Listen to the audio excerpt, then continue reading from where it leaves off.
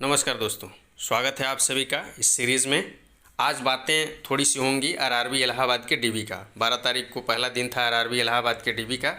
सबका डीबी अच्छे तरीके से संपन्न हुआ है। जो नई बातें निकल के आई है वो ये है कि इलाहाबाद बोर्ड ने डिवीज़न का प्रेफरेंस नहीं लिया है। इलाहाबाद बोर्ड ने डिवीज़न का प्रेफरेंस नहीं लिया है। ठीक है, एन के गुप्ता जी का इसी से रिलेटेड क्वेश्चन भी था। ये पूछ रहे थे कि इलाहाबाद बोर्ड प्रेफरेंस ले रहा है कि नहीं। तो पहला दिन डीवी जो संपन्न हुआ उसमें प्रेफरेंस नहीं ले रहा है इलाहाबाद बोर्ड। ठीक है, अभिनव सर फैंस की तरफ से इनका क्वेश्चन है कि सर मैं मोतिहारी जिला से हूँ, इलाहाबाद बोर्ड एनसीआर में मेरे डिवीज़न प्रेफरेंस क्या सही रहेगा। डिवीज़न प्रेफरेंस आपका इलाहाबाद डिवीज़न बेस्ट रहता आपके लिए, लेकिन प्रेफरेंस तो देना ही नहीं है अब। ठीक है, यूपीएससी स्मार्ट स्टडी की तरफ से है कि सर मैं गर्ल्स हूँ और एसएम में आरआरबी इलाहाबाद में सेलेक्ट हूँ, अगर मुझे डिवीज़न चूज करना हो तो किस प्रेफरेंस क्या करना होगा। तो आपके लिए भी प्रयागराज डिवीज़न बेस्ट रहता, क्योंकि यहाँ पर अच्छे अच्छे स्टेशन है, प्लस जंगल में कोई स्टेशन नहीं है, उस टाइप का छोटा स्टेशन नहीं है, बड़े बड़े अच्छे अच्छे स्टेशन हैं। तो इलाहाबाद डिवीज़न आपके लिए सही पड़ता। लेकिन आज डीबी में डिवीज़न का प्रेफरेंस नहीं लिया गया इलाहाबाद में। बाकी सब तो ठीक रहा। जिनके एनओसी नहीं कंप्लीट थे उनको एनओसी के लिए टाइम दिया गया, एनओसी ले आइए। जिनके प्रोविज़नल या फिर ग्रेजुएशन के सर्टिफिकेट नहीं थे उन्हें या तो सर्टिफिकेट या प्रोविज़नल देने के लिए टाइम दिया गया है। ठीक है, बाकी 45-45 का जो बैच था, 45 मॉर्निंग में 45 इवनिंग में, तो उसमें से जो 45 थे मॉर्निंग वाले, उसमें मॉर्निंग वालों में 15 को मुरादाबाद डिवीज़न, चूँकि मुरादाबाद डिवीज़न भी है, एनसीआर एनआर दोनों है इसमें, तो मुरादाबाद डिवीज़न 15 को भेजा गया, 15 को लखनऊ भेजा गया रेलवे मेडिकल में, रेलवे मेडिकल अस्पताल में रेलवे मेडिकल के लिए, और 15 को झांसी भेजा गया है। ठीक है, बात सुनने में आया इवनिंग वाले जो बैच थे उनमें आगरा भी भेजा गया है, आगरा और कानपुर। नेक्स्ट क्वेश्चन अंकित जी का है। ये पूछ रहे हैं कि sir all India station master association ने एसएम के लिए 4600 ग्रेड पे की डिमांड की कर रहा है, क्या यह पॉसिबल है एसएम के लिए 4600 ग्रेड पे हो जाए? बिल्कुल पॉसिबल है, मांग कर रही है रेलवे बोर्ड, यदि मांग को मान लेती है तो पॉसिबल है, ये कोई इशू नहीं है, हो जाएगा।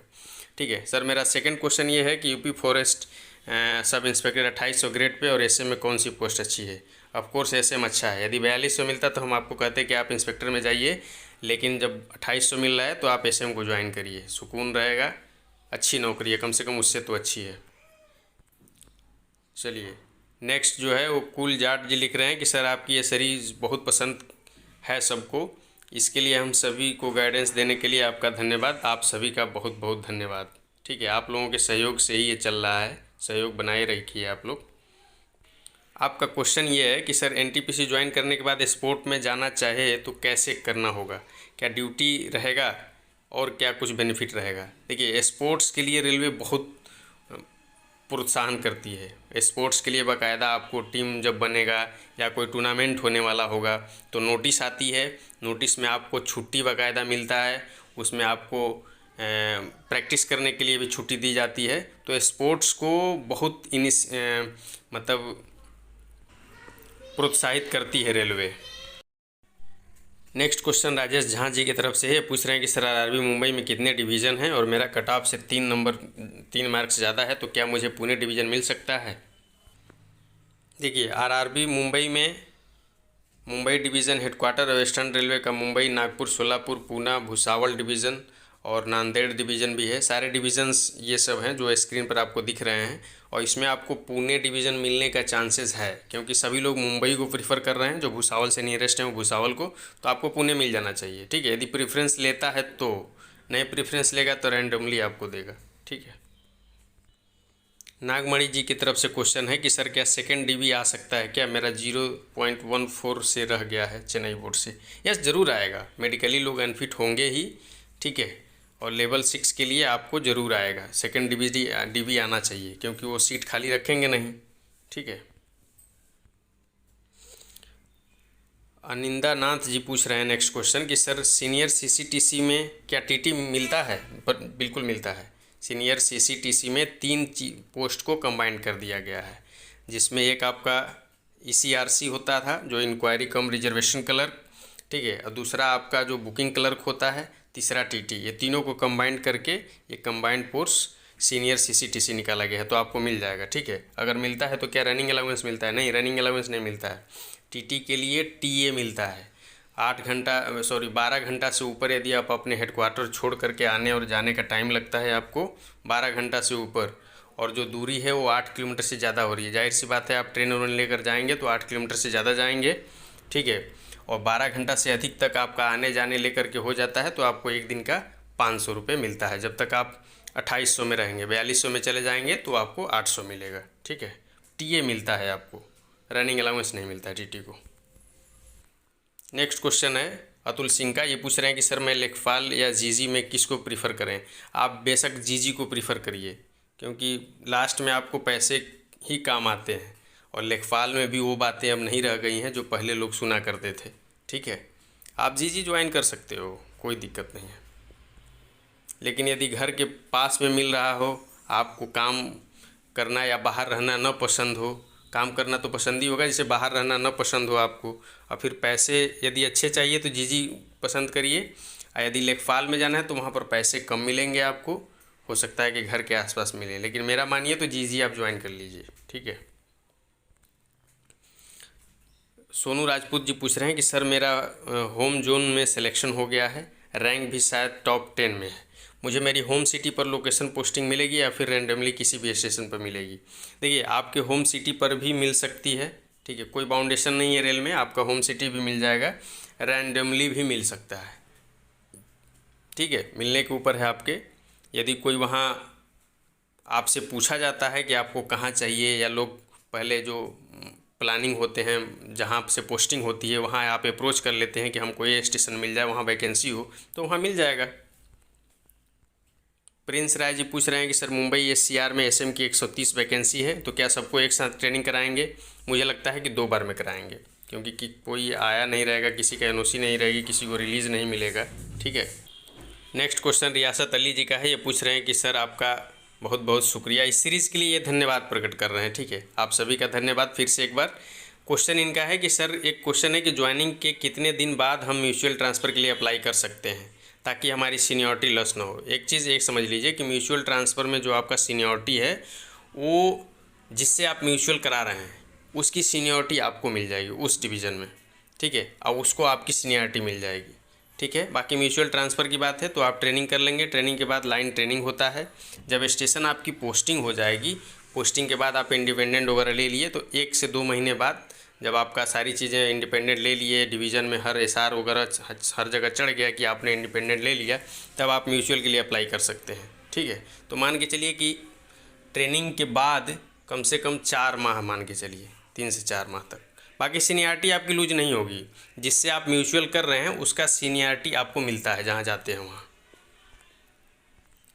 चलिए नेक्स्ट क्वेश्चन जतिन फरवानी जी का है, ये पूछ रहे हैं कि सर मेरा first preference senior CCTC NCR है और सेकंड एनआर है, मैं ईडब्ल्यूएस से हूँ, मेरा मार्क्स 89.74 है, तो क्या मुझे प्रयागराज मिल सकता है। बिल्कुल मिल सकता है आपको प्रयागराज, ठीक है। एंड सेकंड पूछ रहे हैं कि स्पेशली मुझे टिकट बुकिंग वाला ही वर्क करना है, तो देखिए वहाँ आपसे ट्रेनिंग के बाद आपसे पूछा जाएगा, ज़रूर ये पूछा जाएगा कि किसकी किस में रुचि है। भाई उस हिसाब का सीट रहेगा तो देंगे, नहीं रहेगा तो फिर वो अपने हिसाब से देंगे, ठीक है। रुचि आपसे ज़रूर पूछा जाएगा ट्रेनिंग के बाद, तो आपको टिकट बुकिंग आराम से मिल जाएगा, क्योंकि सभी लोग प्रीफर करेंगे टीटी में जाने के लिए, ठीक है, वो मिल जाएगा आपको, ठीक है। बाकी दूसरा क्वेश्चन, अगला क्वेश्चन आपका है कि सीनियर सीसीटीसी का ट्रेनिंग कहाँ होती है, तो एनसीआर और एनआर दोनों का ट्रेनिंग जो है वो जेडआरटीआई चंदौसी में होता है, ठीक है।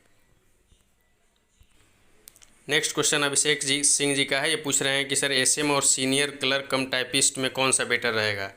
सीनियर क्लर्क कम टाइपिस्ट बेटर रहेगा आपका, एसएम और सीनियर क्लर्क कम टाइपिस्ट में सीनियर क्लर्क कम टाइपिस्ट बेस्ट रहेगा, ठीक है।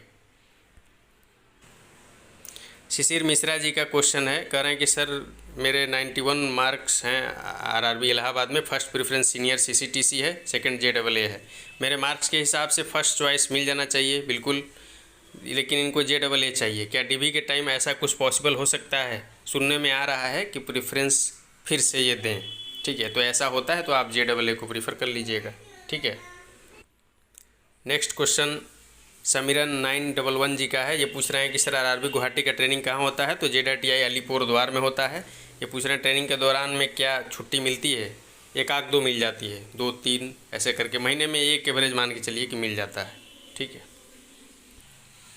नेक्स्ट क्वेश्चन विवेक द्विवेदी जी का है। ये पूछ रहे हैं कि सर मेरा 17 को डीवी है इलाहाबाद में, लेकिन मेरा जीजी और सीनियर सीसीटीसी भी मिल सकता है, तो क्या करें? अंडरटेकिंग भरना ही पड़ेगा। देखिए, पहले क्वेश्चन का पहला जवाब सुन लीजिए कि अंडरटेकिंग आपको भरना ही पड़ेगा, ठीक है। सेकंड में आप पूछ रहे हैं कि सर मैं एसआई छोड़ के आ रहा हूँ, एसएम सही रहेगा या एसआई? मुझे सिविल के लिए प्रिपेयर करना है। देखिए, वैसे यदि आपको जॉब ही करना है तो एसआई आपके लिए ठीक रहेगा, ठीक है। लेकिन जब आप बोल रहे हैं सिविल की प्रिपरेशन करना है तो आप गार्ड में भी नहीं जाइए और सीनियर सीसीटीसी में भी नहीं जाइए। सीनियर सीसीटीसी में यदि बुकिंग मिल जाता आपको तब तो ठीक रहता, लेकिन एसएम ज्वाइन करके भी आप आराम से अपने सिविल की तैयारी कर सकते हैं। सिविल की तैयारी करने के लिए आपको जीजी नहीं सही रहेगा और एसआई भी नहीं सही रहेगा। यदि आप सिविल की तैयारी करना चाहते हैं तो आप एसएम ज्वाइन करिए, ठीक है। नेक्स्ट क्वेश्चन है पबजी फेम, इन्होंने पूछ रहे हैं कि सर ईसीजी रिपोर्ट एबनॉर्मल आने पर अनफिट डिक्लेयर कर देते हैं क्या, या चांस देते हैं? रिप्लाई करिए। तो इसमें क्या है कि कहीं कहीं तो ईसीजी चेक ही नहीं करते हैं, कहीं कहीं बस वैसे ही चेक कर लेते हैं, ठीक है। ज़्यादा बहुत केयर करके न करते हैं। यदि ईसीजी में कोई गड़बड़ी भी आती है तो आपको टाइम देते हैं, डायरेक्ट अनफिट नहीं कर देते हैं आपको, ठीक है। नेक्स्ट क्वेश्चन चंद्रेश संदेल जी का है। ये पूछ रहे हैं कि सर एसएम की पोस्टिंग जिस स्टेशन पर होती है उसका हेडक्वार्टर भी वहीं होता है या आसपास कोई बड़ा स्टेशन हो सकता है? जिस स्टेशन पर पोस्टिंग होती है चाहे जितना छोटा स्टेशन रहे, आपका हेडक्वार्टर वहीं होता है, ठीक है। अभिषेक उपाध्याय जी पूछ रहे हैं कि सर कह रहे हैं कि मेरी ओर से बहुत बहुत धन्यवाद, इस सीरीज़ को धन्यवाद बोल रहे हैं। क्वेश्चन इनका है कि सर मेरा जम्मू जोन में लेवल 3 में 87.667 मार्क्स है यूआर कैटेगरी में, तो क्या मुझे मनपसंद डिवीज़न मिल जाएगा? देखिए, जम्मू जोन आरआरबी जम्मू जो है उसमें बस एक ही डिवीज़न है, फिरोजपुर डिवीज़न, ठीक है। वो आपको वही डिवीज़न मिलेगा। जम्मू जोन में सबसे अच्छा डिवीज़न कौन सा है? एक ही डिवीज़न है, वही फिरोजपुर डिवीज़न, वही मिलेगा। नेक्स्ट क्वेश्चन गुड्डू एसएसबी की तरफ से है। ये पूछ रहे हैं कि मैंने फॉर्म भरते समय आरयू गवर्नमेंट एम्प्लॉय में नोट टिक कर दिया था, बाद में डिपार्टमेंटल से एनओसी ले लिया हूँ, लेकिन मेरे एनओसी में ये लिखा है कि लेवल 4 के लिए केवल जारी किया गया है, क्योंकि आप अभी लेवल 3 में हैं। कह रहे हैं कि मेरा लेवल 2 में सिलेक्शन हो जाने पर क्या इस एनओसी को वहाँ दिखा सकता हूँ? बिल्कुल उसका कोई मतलब नहीं है, उसको नहीं दिखाइएगा, उसका कोई मतलब नहीं है, ठीक है।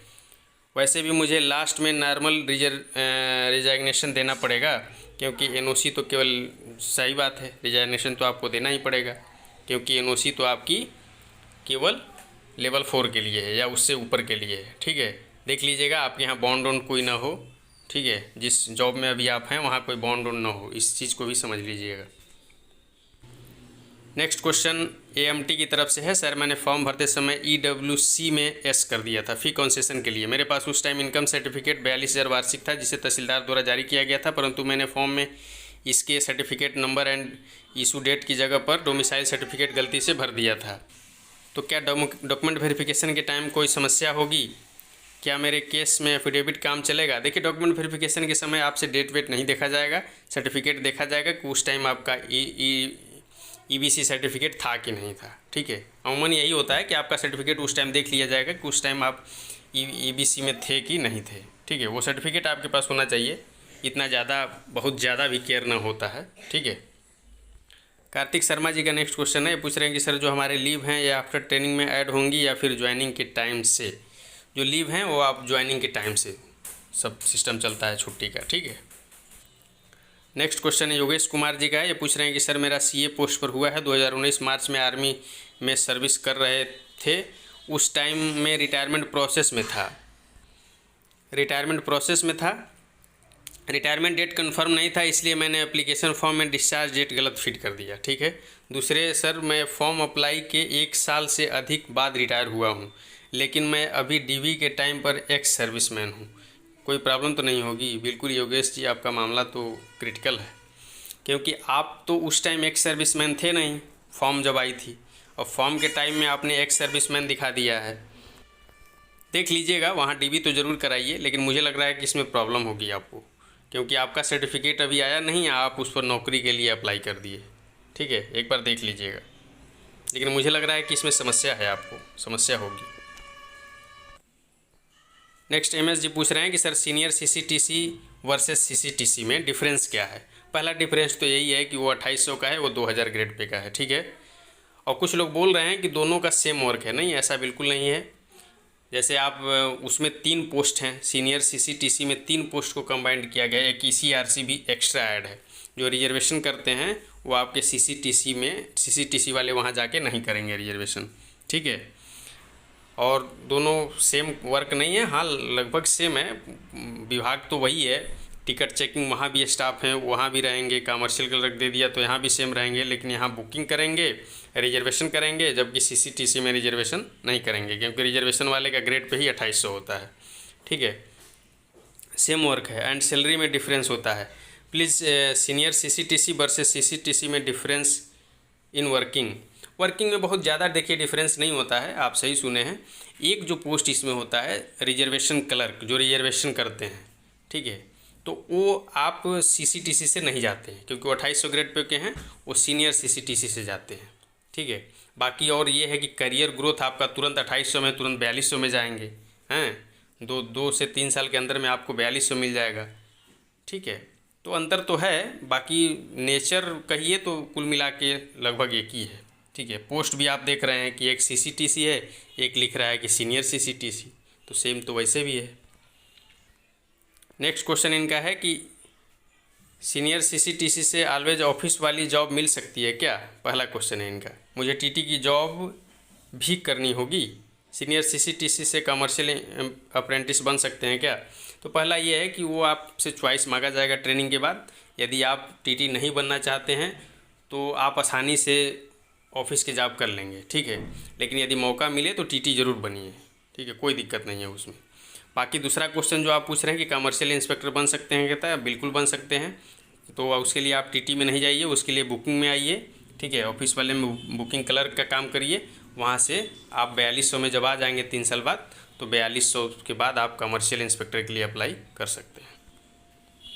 नेक्स्ट क्वेश्चन मंटू कुमार चंद जी का है। ये पूछ रहे हैं कि सर आपने कहा था कि जीजी का 4600 ग्रेड पे तक जा सकता है, लेकिन बाकी लोग बोल रहे हैं कि लाइफ टाइम के लिए 4200 ग्रेड पे रहता है, रिटायर तक। तो कौन सा सही है? कंफ्यूज हूँ। आप ये बताइए, 2800 ग्रेड पे में आदमी आया, 3 साल बाद उसका 4200 हो गया, जीवन भर 4200 में रहेगा? सवाल ही नहीं है। 10 साल बाद तो वैसे भी प्रमोशन हो जाता है। 10 साल बाद MSAP मिलेगी, तुरंत आप 4600 में चले जाएंगे। 10 साल बाद तो रेलवे का नियम भी है ना कि 10 साल तक यदि आपकी कोई प्रमोशन रेगुलर नहीं हो पाती है तो 10 साल में आपको MSAP मिलता है, वित्तीय लाभ 4600 ग्रेड पे का मिल जाएगा। वैसे भी आप 4600 में चले गए, ठीक है। काम तो सेम है, काम तो सबका सेम है, क्योंकि आप 2800 में रहेंगे तो गुड्स में रहेंगे, 4200 में जाएंगे और वैकेंसी रहेगी तो आप पैसेंजर ट्रेन लेके चलेंगे, ठीक है। और 4600 में चले गए तो राजधानी वंदे भारत लेके चलेंगे, ठीक है। नेक्स्ट क्वेश्चन कुणाल कुमार झा जी का है। ये सीरीज़ को बहुत इंटरेस्टिंग बताया है इन्होंने। और पहला क्वेश्चन ये पूछ रहे हैं कि सर JSSCR WR SCR की ट्रेनिंग कहाँ होती है? तो ये जोधपुर में होता है, ठीक है। दूसरा क्वेश्चन है कि JAA की ट्रेनिंग कितने दिनों की होती है? लगभग वही 15 से 20 दिन की होती है। तीसरा क्वेश्चन है कि JAA की प्रमोशन में कितना टाइम लगता है? 2 से 3 साल। पहला प्रमोशन में 2 से 3 साल, ठीक है। चलिए, आप सभी का बहुत बहुत धन्यवाद। Thank you very much.